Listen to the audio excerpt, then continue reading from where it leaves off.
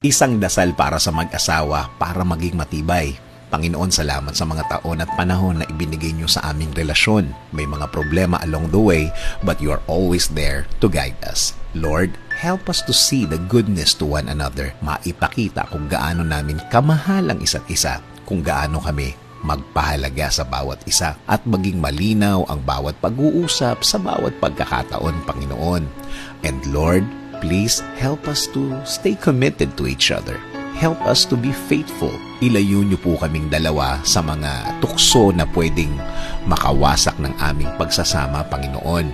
May we realize, Lord, to put priority sa bawat isa. Maibigay at mapag-usapan ang pangangailangan ng bawat isa na walang hahadlang na kahit na sino sa aming relasyon. And Lord, we are asking you to keep us healthy so we can serve you. Dahil alam namin, Panginoon, na maraming magiging dahilan na pwedeng kami ay manghina. Lord, help us to respect each other. Tulungan niyo kami na tuloy-tuloy ang pagmamahalan at respetuhan sa bawat isa.